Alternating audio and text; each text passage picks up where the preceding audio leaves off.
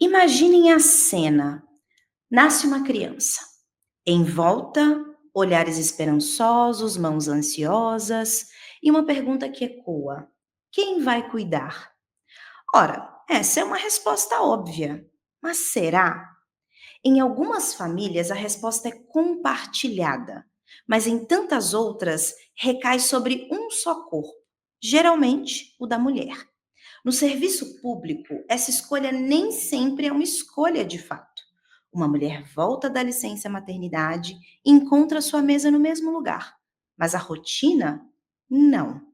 Já um homem, 5 dias depois do nascimento do filho, retorna ao trabalho como se nada tivesse mudado. Só que mudou. E a pergunta que fica é: e o Estado muda junto? No episódio de hoje da temporada Mulheres no Serviço Público, a gente parte justamente desse ponto de tensão. O cuidado como eixo estrutural das desigualdades de gênero no serviço público e o papel do Estado em responder a isso com políticas mais justas e inteligentes. Eu sou Janiele de Paula, você já me conhece, mestre em Gestão e Políticas Públicas pela Fundação Getúlio Vargas, comunicadora, apresentadora desta temporada e integrante do movimento Pessoas à Frente. Ao longo da minha trajetória, venho atuando e liderando iniciativas de pacto social em nível nacional, sempre com foco em resolver problemas públicos concretos e no fortalecimento institucional do Brasil.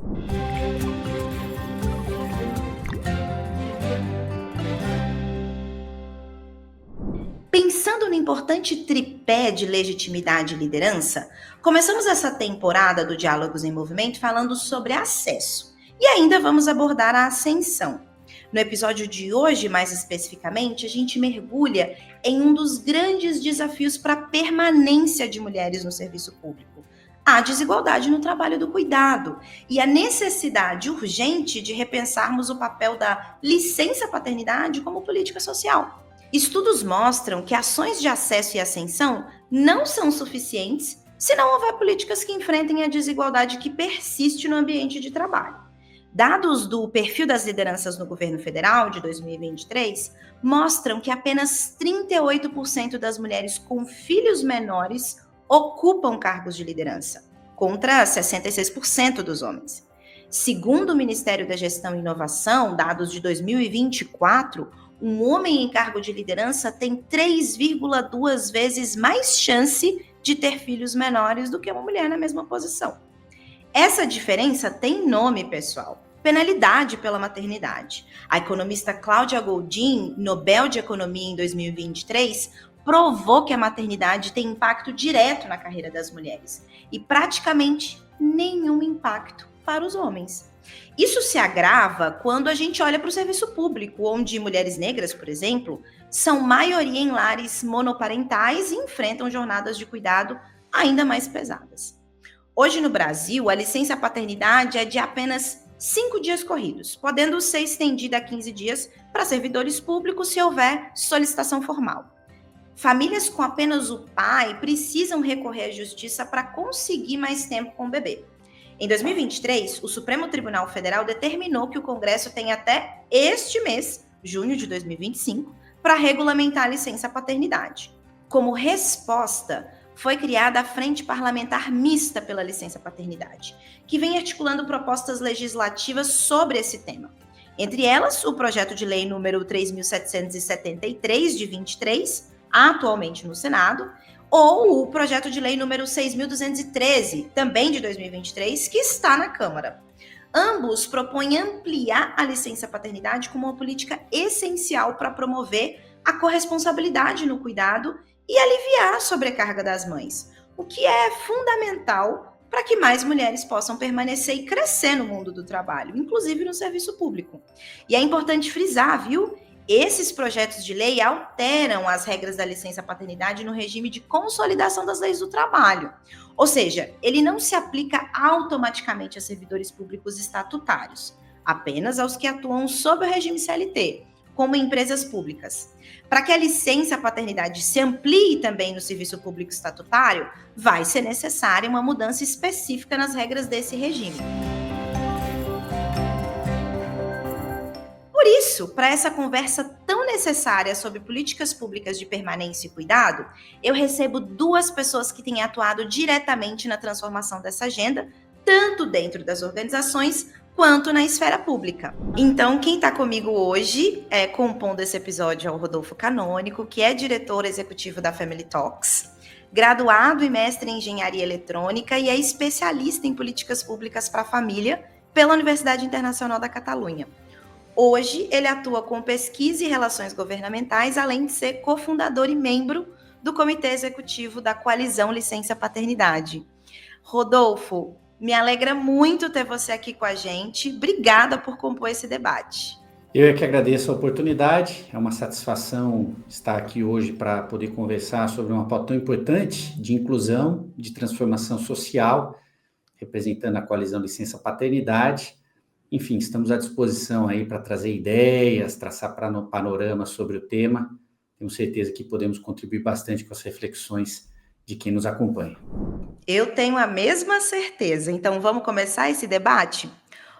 Você atua em um campo que defende há anos a presença ativa dos homens nos cuidados parentais. Sabemos que ampliar a licença paternidade é uma medida estratégica para redistribuir esse trabalho e permitir que as mulheres permaneçam e progridam na carreira. Por que você acredita, então, que essa ainda é uma agenda tão travada no Brasil? Perfeito. Realmente é travada essa agenda, existem... Acho que dois pontos principais explicam isso daí. Por um lado, nós temos uma falta de consciência social, eu diria, não é um tema que está na ponta da língua no debate público por parte das pessoas, nós não vemos isso nas redes sociais com a atenção que deveria ter, por exemplo, em outras instâncias da esfera pública também. Como consequência, o tema não passa a ser uma prioridade política, que é necessária uma decisão política para liderar processos de transformação como esse. E, ao mesmo tempo, uma outra consequência diz respeito às lideranças empresariais, que, desconhecendo muitos dos benefícios relacionados à ampliação da licença paternidade, sobretudo do maior envolvimento dos homens nos cuidados dentro das famílias, não apoiam a pauta, acabam tendo uma visão muito relacionada aos custos de curto prazo que isso pode trazer, e essa não é a história completa. Então, falta um conhecimento da história e do potencial, dos benefícios que isso pode trazer para todos, não é? Primeiro para os homens, em primeiro lugar, mas também para as mulheres, para as crianças, para o desenvolvimento infantil, logo para toda a sociedade e também para as empresas. Então, uma parte do trabalho que nós fazemos é esse trabalho de divulgação desse tipo de conhecimento para que as pessoas tenham acesso aos benefícios, porque hoje existe uma visão muito específica referente aos custos e dificuldades relacionados à agenda, que são, na nossa opinião, também bastante limitados, marginais, e não tem a mínima comparação com os ganhos que isso pode trazer para a sociedade na perspectiva de tempo, de curto e médio prazo já, eu diria, de longo prazo nem se fala. Tá? Ótimos pontos. E tem um contexto de entraves aí que se soma e de resistências também, mas que é um pouco nesse cenário que surge o projeto de lei 3.773 de 2023, que tenta enfrentar um pouco esse vácuo normativo, se eu puder chamar dessa forma. Então, tanto projetos de lei como esse, ou o próprio 6.216 do mesmo ano, de 23, que também dispõe sobre a regulamentação da licença paternidade, representam uma tentativa bastante concreta de preencher esse vácuo normativo na legislação trabalhista, né? Eles alteram as regras da licença paternidade no regime da CLT e no INSS, mas não alcançam diretamente os servidores públicos estatutários. Na sua avaliação, qual é o impacto que um PL desse tipo pode ter, seja direta ou indiretamente, sobre o serviço público? E o que mais você entende que seria necessário para garantir que essa corresponsabilidade também avance nas carreiras estatutárias? Perfeito. Olha, nós entendemos que a discussão está avançando do ponto de vista da abrangência da licença. Claro, a maior parte de trabalhadores que podem se beneficiar de uma ampliação da licença paternidade estão hoje no regime CLT, não é? São pessoas que trabalham aí no mercado formal. Infelizmente, o mercado informal não fica coberto por esses direitos, que é muito grande aqui no país.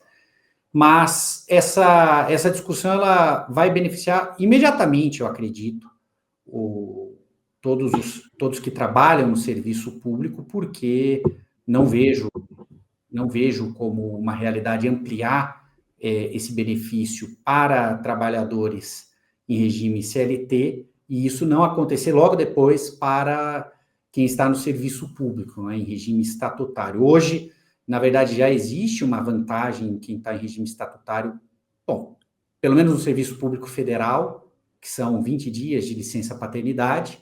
Isso equivale ao que acontece em algumas empresas que aderem ao programa Empresa Cidadã, que prevê a ampliação da licença paternidade para 20 dias, porém isso é a minoria dos trabalhadores com carteira assinada.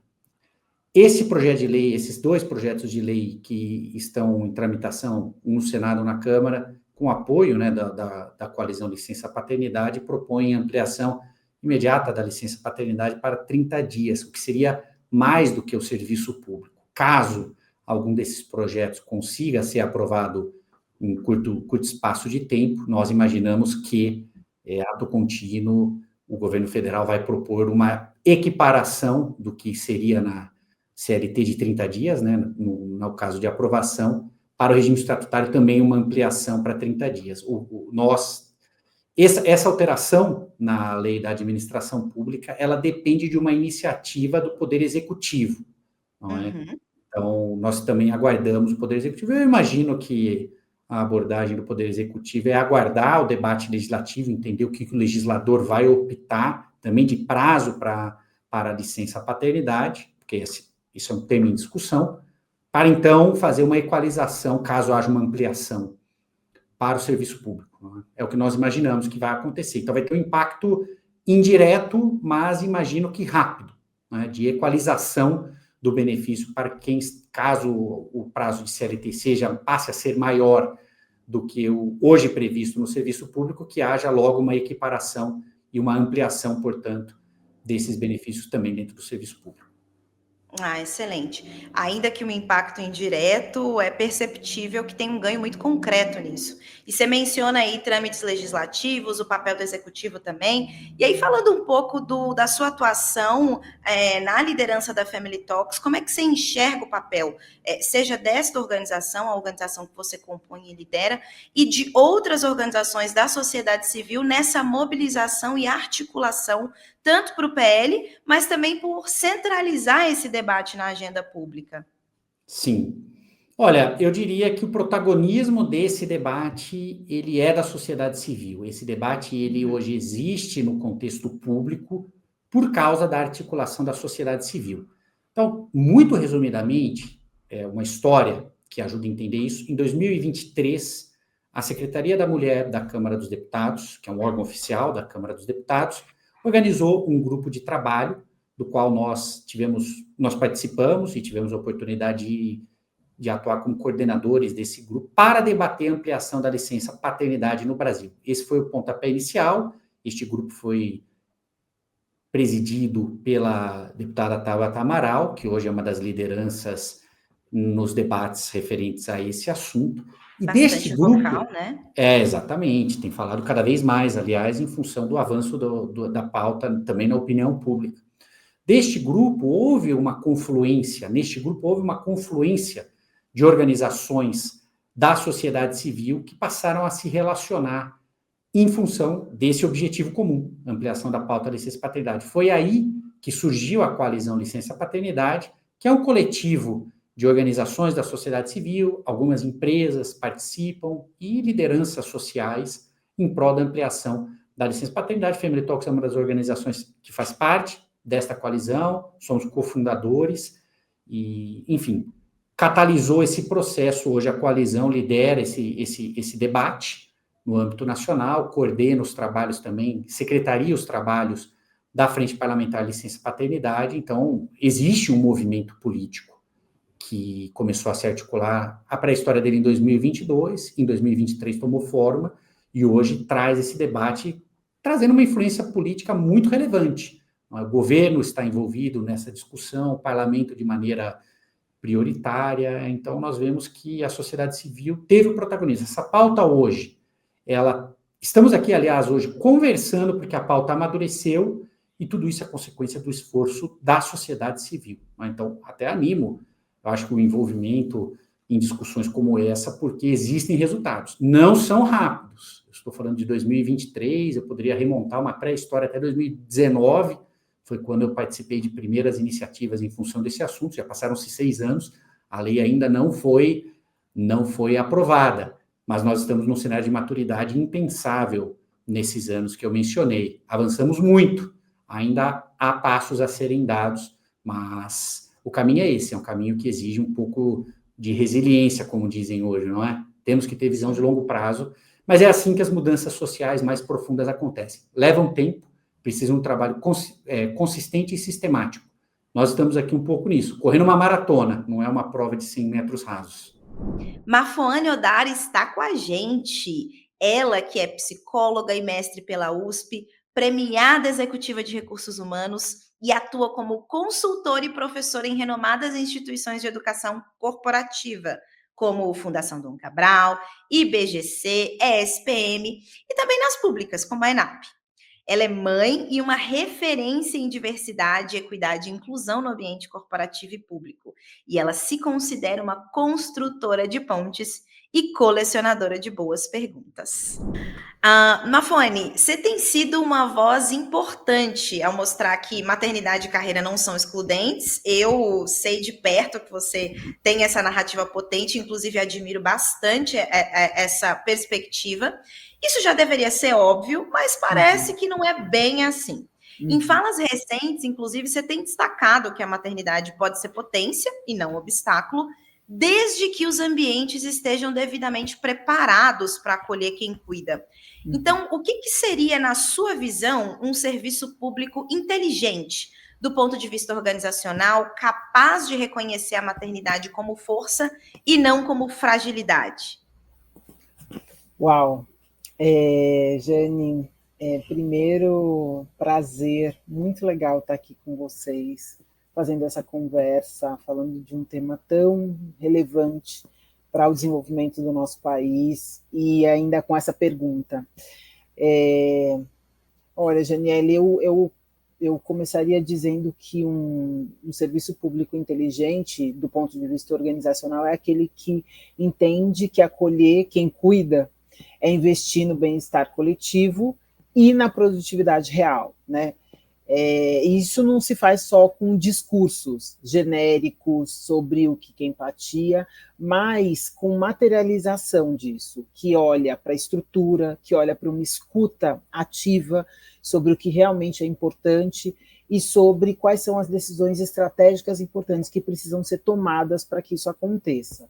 Então, alguns exemplos importantes que eu acho que podem ajudar a gente a materializar. Uma das discussões que se intensificou, mas na verdade já era uma discussão importante e já era uma discussão dentro do serviço público, é a questão dos horários flexíveis e da autonomia, né? A ideia não é sobre como é que a gente cria processos em que a gente possibilite exceções, mas como é que a gente muda os modelos para que a gente se adapte para os diferentes ritmos de vida que a gente tem na modernidade. Se tem algo que a gente deveria ter aprendido com a pandemia, é que a gente tem novos modelos. E se tem algo importante que a gente tem que aprender com a modernidade, é que no Brasil é a primeira vez que 5 gerações trabalham juntas. E se isso é uma realidade, os modelos de trabalho, os ritmos de vida são completamente diferentes. Então, o foco deveria ser na entrega e não na presença rígida, né? Isso beneficia muito que as pessoas, no geral, e não só as mães. Então, quando a gente fala sobre a importância de fazer essa discussão, não é porque é importante para as mães e para os pais, é porque se for bom para mães e pais, vai ser bom para todo mundo. Quando a gente está falando sobre uma política que abranja um grupo específico, ela sempre vai ser benéfica para todo mundo. Uma outra coisa importante, né, são as redes de apoio dentro do ambiente de trabalho, né, quando a gente fala sobre os espaços de troca, né, entre mães, cuidadores, é muito importante pensar como é que a gente apoia psicologicamente, como é que a gente ajuda, inclusive juridicamente, criando, porque é um novo momento de vida, com novos desafios, a gente precisa ter esse espaço que de verdade olhe para essas mulheres e para esses pais, homens, que estão nesse novo momento vivendo os novos desafios. Né? Um terceiro ponto importante, que é hoje talvez um dos grandes desafios que a gente tem, é como é que a gente lida com os processos de promoção das mulheres, ou que estão grávidas, ou que são mães de filhos pequenos, né? O serviço público inteligente, ele vai romper com esse mito de que quem cuida não pode liderar, né? Então, oferecer formação, pensar planos de carreira, a visibilidade dessas lideranças pode ajudar muito. E, por último, eu diria que a gente está falando aqui sobre uma mudança de cultura, né? Então, se você traz essa provocação do serviço público inteligente, a gente está falando de não tratar esse momento, né, seja da licença maternidade como um custo, um buraco, mas como um processo que vai ajudar a melhorar uma série de competências e habilidades fundamentais para que a gente possa ter melhores políticas sendo construídas, porque se a gente cuida melhor dos servidores, a gente cuida e favorece que essas políticas sejam construídas com muito mais qualidade, né? Melhora a resiliência, melhora a criatividade, a organização, enfim, né, que são fatores e habilidades e competências importantes para o nosso trabalho dentro do serviço público. Ótimos pontos, Mafone. Inclusive, você nos ajuda a mudar o centro do debate, ou reposicioná-lo no limite, né? Não é sobre adaptar a mulher ao sistema, mas sobre as transformações necessárias dentro dele, nessa estrutura, para que ela seja verdadeiramente mais humana. E eu vou pegar seu último ponto, que é a de mudança de cultura, para também estender aqui esse comentário para o Rodolfo. Rodolfo atua muito intensamente na organização de sociedade civil. E como é que tem sido a sua percepção, Rodolfo, em relação a essas mudanças culturais do outro lado do balcão? Perfeito. Esse é um ponto decisivo. Nós falávamos de avanço da legislação, que é necessário, não é? No caso da licença paternidade, para promover esse tempo de qualidade dos cuidadores para as crianças, mas isso pressupõe uma mudança de mentalidade para ter o efeito que precisa ter. A lei por si só, ela já vai trazer avanço, a gente entende que ela pode ter um efeito indutor de mudança cultural. Leis recentes induziram mudanças culturais, por exemplo, o Código de Trânsito, cinto de segurança quando eu era criança, ninguém usava, hoje todos usam quase. As leis antitabagistas reduziram proporcionalmente o consumo de tabaco muito fortemente na população. Nós entendemos que a licença paternidade é uma excelente medida também para induzir mudança cultural. Mas as lideranças precisam estar conscientes e apoiar, entender que ter uma visão de longo prazo, esse é o primeiro lugar, porque numa visão de curto prazo, a saída ocasionada por uma licença de cuidado, como é o caso da licença paternidade, maternidade também, até por um período maior, a visão de curto prazo, ela impede o reconhecimento devido de um profissional, de uma profissional que saiam de licença, porque é isso, né? Passa a ser visto como um problema. É necessário ter uma visão de longo prazo e entender os ganhos que isso vai trazer. Portanto, o trabalho com as lideranças é decisivo nesse sentido. Nós tivemos acesso a um estudo na Câmara dos Deputados, um parlamentar que é engajado com a causa pediu, já faz alguns anos, né, pelo menos 3 anos esse estudo, mostraram que mulheres, quando retornam da licença maternidade, perdiam as suas funções. Não é? Elas estavam lá, várias servidoras com estabilidade, mas perdendo funções, tendo que se realocar. É um fenômeno análogo ao que acaba acontecendo no mercado de trabalho das mulheres que perdem o emprego quando saem. Ampliar a presença do homem nas tarefas de cuidado também vai reduzir isso, porque passa a ser um fenômeno mais universal. Hoje, existe um ônus de cuidar de filhos, não é gratuito, recai quase exclusivamente sobre as mulheres. Ampliar o tempo que os homens estão vai trazer uma equalização. Acima de tudo, precisamos dessa mudança de mentalidade, que eu entendo que é uma mudança de paradigma do curto prazo para o médio prazo. Mas a de quem vai se beneficiar mais, tendo uma visão de longo prazo, é a própria administração, a empresa ou o próprio serviço público. Porque os resultados consistentes só vão vir no longo prazo. Apostar nas pessoas é um caminho claro para conseguir melhores resultados. E uma das formas de apostar nas pessoas é não penalizar uma pessoa, perdendo a função, por exemplo, quando ela sai de licença. Pelo contrário, como a Afone falou, pensar em como promover essas pessoas, enfim. A visão de longo prazo, eu acredito que é um caminho importante, né? Superando os desafios de curto prazo, que podem acontecer, mas eles são limitados frente aos benefícios que isso traz no longo prazo. Eu diria que é por aí que a coisa avança. Eu percebi aqui que a Mafone concordou bastante aí quando você falou sobre a mudança de paradigma. Quer comentar, Mafô? É porque, no final das contas, né, Rodolfo, a gente está falando aqui sobre como é que a gente quebra essa lógica sobre os lugares dos homens e das mulheres, né?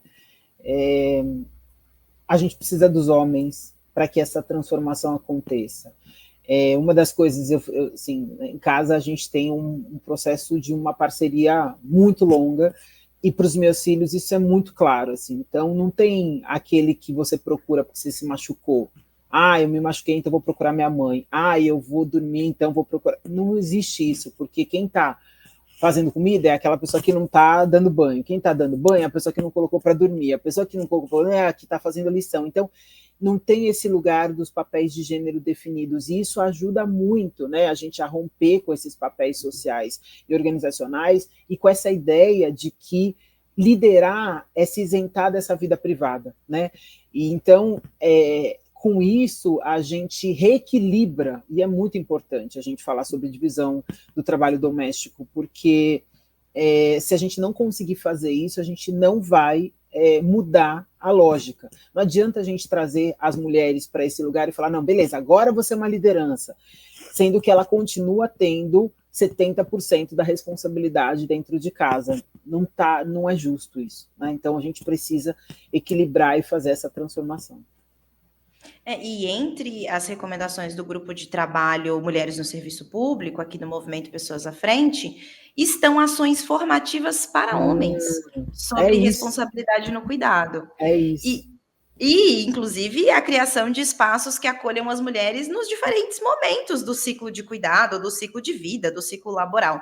Como é que vocês enxergam que essas medidas, que muitas vezes são vistas ali como complementares, não são o centro exatamente das ações, mas que, de alguma maneira, elas podem ser decisivas para que a permanência das mulheres no serviço público deixe de ser um desafio isolado e quase individual e vire, no caso, um compromisso mais institucional?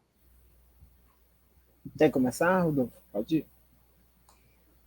Perfeito. Não, eu entendo que é essa visão dessa integração, não é? Existe na literatura até um termo conflito trabalho-família, e dependendo de como as relações de trabalho se organizam, existe esse conflito, não é? Quando nós falamos de penalização que existe no mercado de trabalho em função da maternidade, por exemplo, nós estamos trazendo um elemento de conflito. A maternidade, para muitas mulheres, acaba sendo o grande elemento de penalização no mercado de trabalho. E deveria ser todo o contrário, não é? Ainda que a maternidade seja uma escolha privada, não é? A mulher escolhe ter filhos, ela traz consequências públicas, não é? Uma nova criança, o cuidado que essa criança traz, existem vários bens públicos associados a isso, e falta um reconhecimento devido para isso. Então, claro, criar um espaço de trabalho com regras, com mecanismos de apoio que reduzam esses conflitos, e que nós esperamos que no médio e longo prazo acabem com esses conflitos, trazendo uma integração real das necessidades de cuidado ao ambiente de trabalho, sem uma penalização associada a isso, é um processo de transformação muito poderoso, não é? É um dos processos decisivos de redução de desigualdades, e nós entendemos que isso é decisivo, não é? As meras regras não são suficientes, é preciso criar uma cultura de apoio ao exercício do cuidado, e essa cultura vem de uma mudança de mentalidade da gestão e de práticas que apoiem, sejam elas de instrumentos de apoio, equipamentos, alguns no serviço público, eu, pelo menos aqui em Brasília, conheço lugares que tem creche para as crianças, né? Um grande avanço isso daí, salas de lactantes, enfim. E alguns lugares até medidas de cursos, por exemplo, para envolver mais os homens nas tarefas de cuidado. Temos uma trajetória aí, precisamos olhar para o longo prazo, Mas todas essas ações são decisivas, não é? Essa transformação para chegarmos um espaço, um ambiente de trabalho com o qual nós sonhamos, elas vão levar tempo, mas precisam ser feitas consistentemente. Sem isso, a mudança cultural não tem como acontecer. Eu concordo super. Quando vocês falaram sobre pensar, e eu também acho assim, nenhuma mudança acontece do dia para a noite, né, Rodolfo? Mas ela precisa de consistência, e essa consistência vai gerando um processo de aprimoramento da nossa transformação, né? Quando a gente conseguir fazer com que os homens entendam que cuidado é parte do seu papel e da liderança, aquilo que são barreiras invisíveis para as mulheres deixam de ser um dificultador do avanço delas no mundo do trabalho e nas outras dimensões, né? É muito importante que a gente lembre que as mulheres, elas não cuidam só dos filhos, né? Elas cuidam dos pais, né? Agora nós somos essa geração, né, que está cuidando dos pais envelhecidos, das crianças, dos sobrinhos e das comunidades, né? E quando a gente ignora essa carga, a gente empurra muitas delas para fora do trabalho, ou num processo de adoecimento, que é o que está acontecendo hoje, né? Então, a gente precisa reconhecer essa complexidade, né, das nossas relações e das dinâmicas que a gente tem na vida, né? E pensar como é que a gente olha para outras dimensões e pensa nesse fortalecimento e nesse apoio institucional como parte da estratégia de atuação mesmo, né? Porque muitas vezes a gente vê uma evasão que parece silenciosa, né, de mulheres que são incríveis, talentosíssimas, mas que estão extremamente sobrecarregadas e vão fazer uma escolha sempre pelos filhos, né? Se tiver que fazer essa escolha entre pensar o seu desenvolvimento e o crescimento e a estabilidade dos filhos, dos avós, né, dos pais, ela vai pensar na família. Então, a gente precisa tomar esse cuidado para que a gente, de fato, crie um sistema que passe a abrir caminhos e não a impor obstáculos, que é o que a gente tem visto hoje.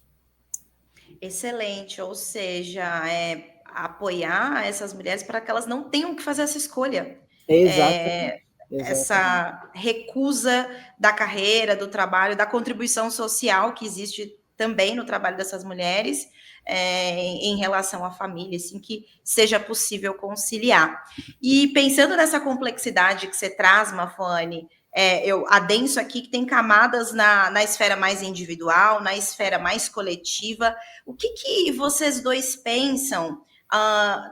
Aliás, na experiência de vocês, o que as lideranças públicas e privadas podem fazer agora, hoje mesmo, sem uma mudança imediata na lei, para fortalecer essa corresponsabilidade no cuidado e criar esses ambientes mais justos que a gente está falando aqui para mulheres e também para homens que desejam conciliar esse trabalho e família, assim. Se a gente fosse pensar quase num passo a passo, eu sei que não tem receita de bolo, resposta pronta, mas se a gente pudesse pensar tanto em que ações concretamente precisam ser feitas e também um ponto importantíssimo na manutenção dessas ações é como garantir que essas políticas sejam desenhadas considerando as diferentes perspectivas e questões de raça, de classe, de modo, inclusive, que mulheres negras e periféricas, que, inclusive, são mais atingidas por essa questão, não fiquem, mais uma vez, à margem dessas mudanças. Como é que vocês veem essa criação de corresponsabilidade e a manutenção dessas políticas desenhadas aí, considerando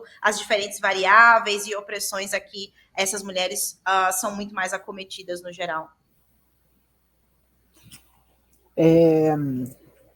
De fato, não tem uma receita de bolo, né, de como é que a gente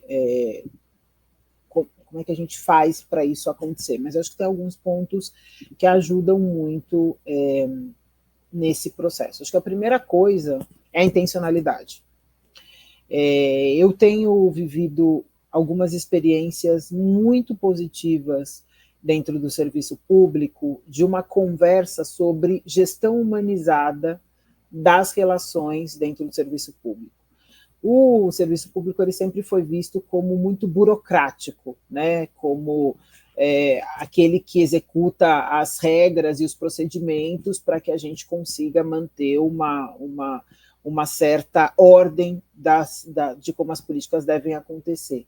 E cada vez mais eu vejo as pessoas e as instituições, né, as instituições públicas, olhando para a centralidade nas pessoas, seja o cidadão, seja o servidor.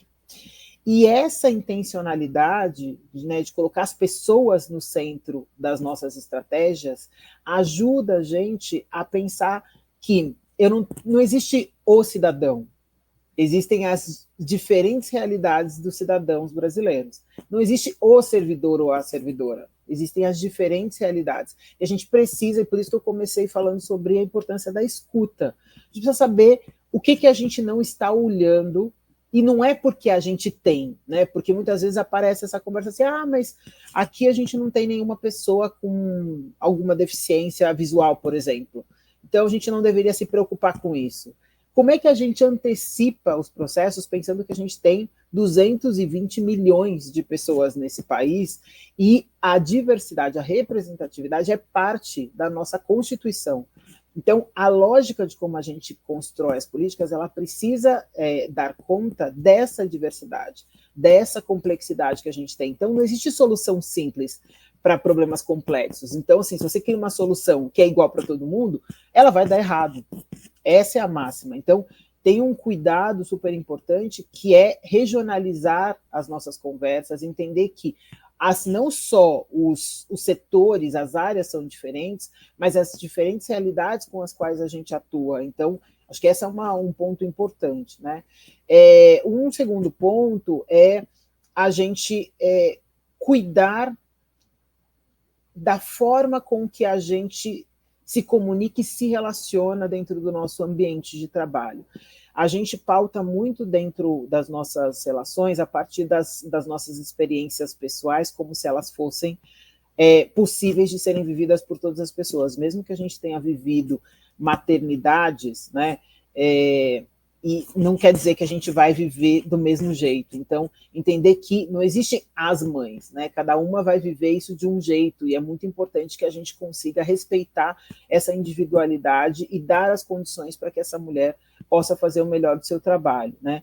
E eu acho que quando a gente cria esse espaço de escuta e de maior flexibilidade, a gente vai construindo aquilo que é mais importante, que é entregar um serviço melhor para os cidadãos e cidadãs brasileiras. Então, acho que tem esse lugar que ajuda a gente no processo, mesmo que a gente não tenha alterações na legislação, porque não se trata de legislação, a gente sabe que tem lei que pega, lei que não pega, não é sobre isso, né? De novo, é sobre a intencionalidade, sobre a estratégia de colocar as pessoas no centro para, no final das contas, entregar uma política pública melhor para todos e todas as brasileiras.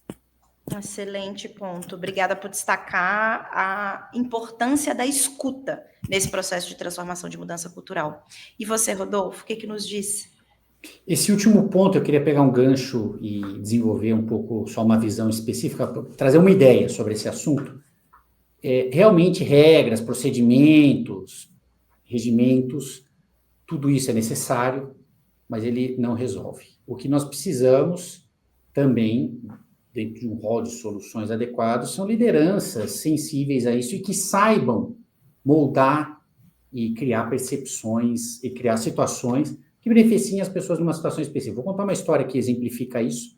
Conheço uma pessoa, irmão de uma amiga que eu tenho, e que o filho nasceu com um problema congênito e a expectativa de vida era baixíssima, algumas semanas em função disso. Enfim, havia ali uma situação irreversível.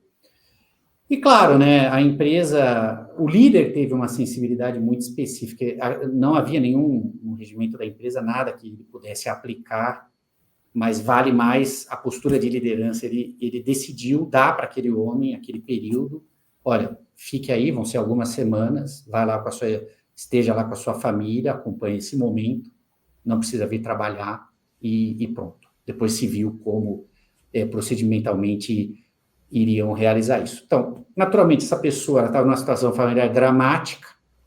Qual seria o rendimento dela no trabalho? Nenhum, não é? Seria uma situação difícil. ia falhar com a família, né? Não poderia estar ali, no caso, com a esposa dele, e muito menos acompanhar o sofrimento nesse momento, enfim, não funcionaria.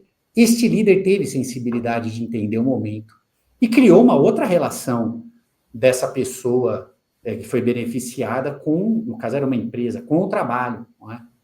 Ele vai ter uma nova visão renovada. E isso foi uma decisão da liderança. A liderança, ela precisa entender as necessidades das pessoas. É o líder que vai conhecer as regras, elas dizem respeito a uma universalidade, precisa ser assim. O líder é que vai conseguir personalizar, né? O líder precisa ser, a decisão do líder, a atitude do líder é que vai colocar a pessoa no centro, né? E vai conseguir tomar as decisões específicas. E uma outra forma de fazer isso é o próprio líder, ele assumir essas posições na sua própria vida, não é? Todo mundo vai ter, talvez alguém não tenha, mas vai ser a minoria das pessoas, alguma responsabilidade familiar, seja de cuidar de uma criança, cada vez mais vão ter pessoas com responsabilidade de cuidar de pessoas idosas, mais velhas, não é? Da própria família, com o processo de envelhecimento, em poucos anos o Brasil vai ter mais pessoas idosas do que crianças. Na próxima década isso vai acontecer. E as demandas de cuidado dessa população vão aumentar. Um líder que dedique tempo a isso vai criar, com certeza, um ambiente de trabalho em que as pessoas possam dedicar tempo a isso sem serem penalizadas, porque ele mesmo não vai se penalizar e o grau de empatia com relação a essas demandas vai aumentar bastante. Então, também a gente vê que esse é um caminho, a liderança pelo exemplo. Excelente. Claro. Posso acrescentar um ponto que o Rodolfo me lembrou, que o Nego Bispo, que foi um grande ativista, enfim, mas é uma grande referência na nossa ancestralidade, ele fala uma coisa que para mim é muito valiosa. Ele diz que aquilo que você não nomina, você não domina, te domina. Então é muito importante dar nome às coisas, né? Exato. Nada muda sem nome. Nomear o cuidado como um valor organizacional não é uma sensibilidade extra, é infraestrutura da vida, é o cuidado como um valor de gestão, né, que tem a ver com isso que o Rodolfo falou. E aí, o exemplo que você trouxe me lembrou um ponto que não é um passo a passo, mas a gente não vai conseguir fazer essa conversa, só reforçando o ponto anterior da conversa que a gente fez, sem os homens. Não é uma conversa sobre mulheres no serviço público, né? A gente precisa que os homens entrem na política de cuidado, né? Então, a discussão sobre a licença parental compartilhada, das redes de apoio, a flexibilização de todos os gêneros, né? Não são só as mulheres que podem cuidar, isso não está no gene feminino, não nasceu com a gente só fez isso por mais tempo e, portanto, tudo aquilo que você faz por mais tempo te dá mais capacidade, é só isso. Não tem nada a ver com ser uma capacidade, uma competência feminina, né? Então, eu acho que isso ajuda muito, né? E quando a gente fala sobre as diferenças, né, entre homens, mulheres, brancos, negros, pessoas periféricas, pessoas que estão no campo, pessoas que estão na cidade, a gente tem que levar em consideração essas diferentes realidades, né? Então, acho que esses são alguns pontos importantes. Então, quando ele fala dessa especificidade, esse exemplo é super bom. A sensibilidade da liderança, ela ajuda a perceber qual é o tipo de ação que vai, de fato, fazer diferença para aquela pessoa. Porque você pode ter uma política super bonita e aquilo, naquele momento, não ser o que vai, de fato, resolver a situação ou facilitar, né, lidar com os processos mais difíceis.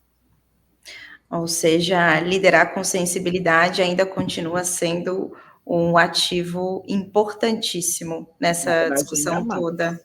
Sim, e quando você traz esse ponto, Rodolfo, sobre um caso que aparentemente é específico, quantos casos específicos podem acontecer parecidos com esse, e pensar a liderança do futuro sem pensar esse outro dado que você traz, que está já explícito para nós, que é a inversão da pirâmide etária no Brasil.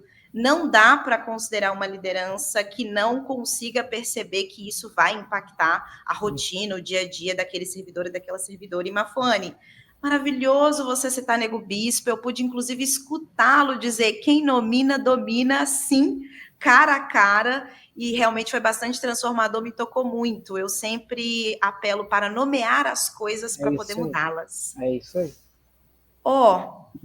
Estou aqui muito contente, quero agradecer profundamente a Mafone Odara, ao Rodolfo Canônico pela generosidade e presença nesse episódio.